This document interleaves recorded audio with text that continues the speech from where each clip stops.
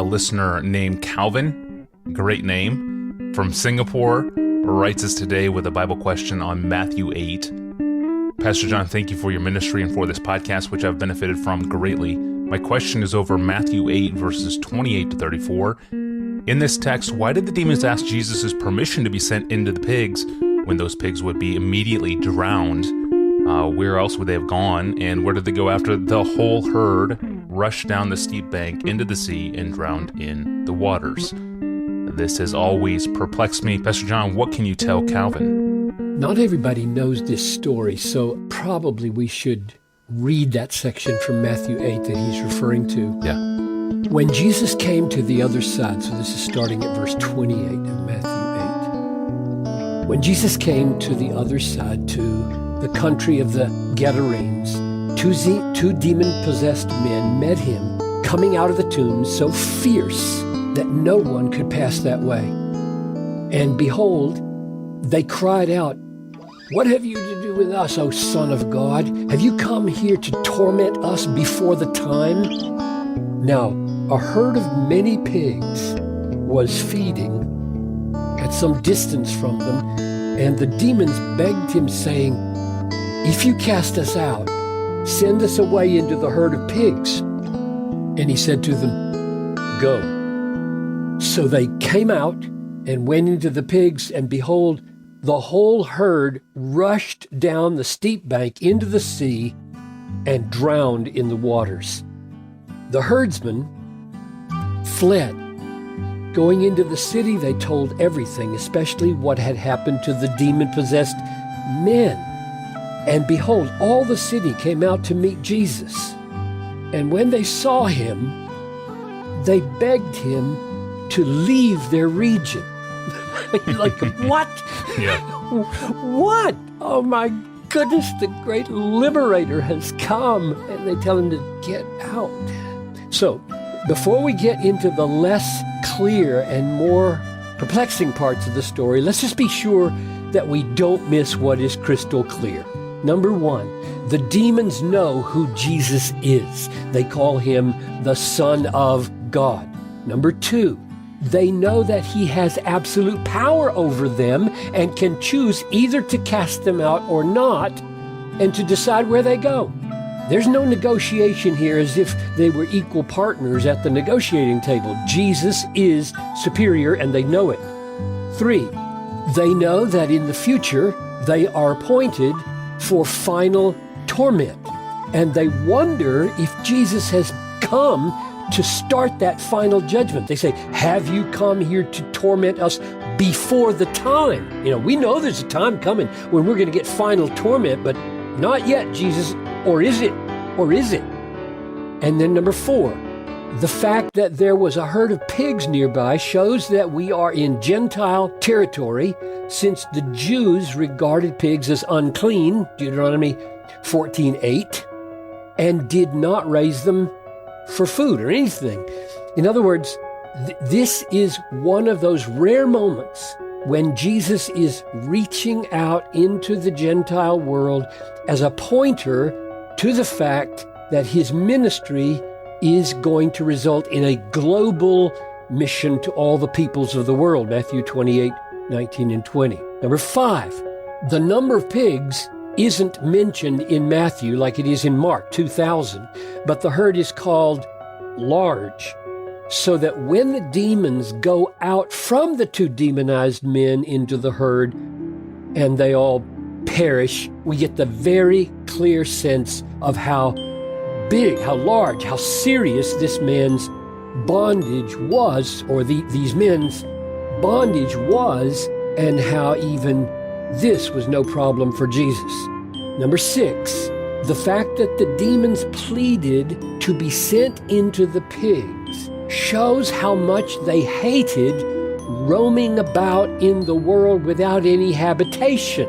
This seems to point to how evil they are, and how the maximizing of their evil comes from entering into any kind of being they can get their hands on to ruin their lives. Number seven, but the demons could not have seen, this is part of what he asks. The demons could not have seen that their new habitation, the pigs, would suddenly run down the hill and all drown, because if in fact they saw that coming, they wouldn't have asked for it. That's not what they were trying to do. They were trying to get a new place to live and do damage, not a place to be destroyed in the sea. And from what we know of Jesus in the Gospels, he would have known what was about to happen, so that what they feared, namely that he was here ahead of time to begin their final judgment, was in fact true. He had not let them escape into some lesser being for the misery they had brought on this couple of men, but he had appointed them to depart, as it turns out, without any habitation, and the fact that it was lost in the sea points to the fact that he was sentencing them probably to the abyss. Now, all that seems more or less clear, but is there more that can be said as to why Jesus would bring about the destruction of the pigs? And the last two verses are very surprising, and I think they encourage us to go further in our thinking. They say, the herdsman fled, going into the city, and told everything. And then it doesn't say especially about the pigs. It says especially about what happened to the demon-possessed men. In other words, they foregrounded deliverance and liberation and freedom and healing. And behold, all the city came out to meet Jesus, and when they saw him, they begged him to leave their region. Now, two amazing things have happened in this Gentile region suddenly and by the power of Jesus. Number one, two demon-possessed men were now free, and their humanity was restored. Their relationships were restored. I wrote a poem one time just making up the fact that they were married perhaps and had children, and their lives were ruined, and their families' lives were ruined, and maybe, I don't know, but they were ruined, and now they're not ruined anymore. Their humanity is given back to them. And the second amazing thing that happened was a large herd of pigs was destroyed. Now, what this causes me to ponder is another situation in the Bible where Satan attempted to negotiate with God, namely in the first two chapters of Job. Satan asks permission to afflict Job, and God gave Satan permission, which proved to be a test of Job's faithfulness to God. Job would face the choice.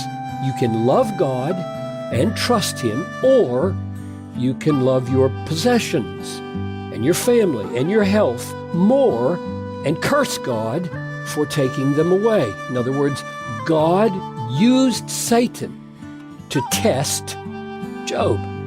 Now, it seems to me that's more or less what's going on here. Jesus comes into this Gentile world. He conquers the devil. He sets the prisoner free. He presents himself as a great deliverer, able to restore life and hope. But he also takes away a herd of pigs, the livelihood, the wealth from some in the community. He forces a choice: prosperity over love, money over Jesus, human resources over divine power.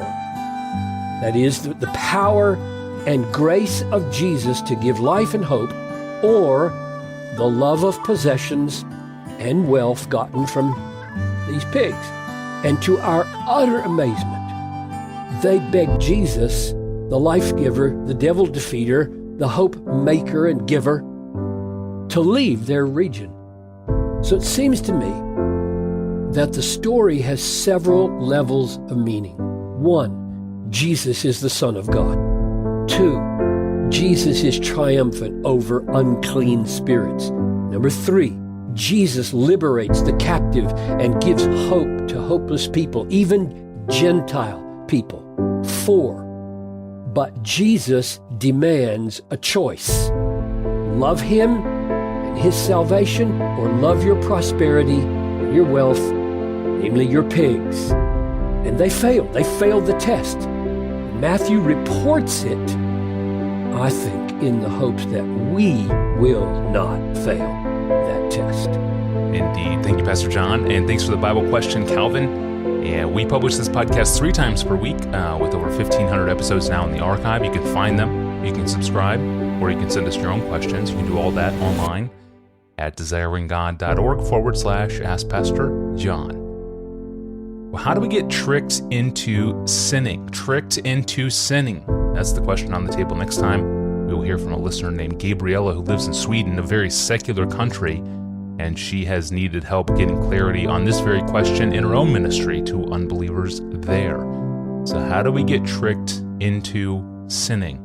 I'm Tony Reinke, and we'll see you back here on Wednesday.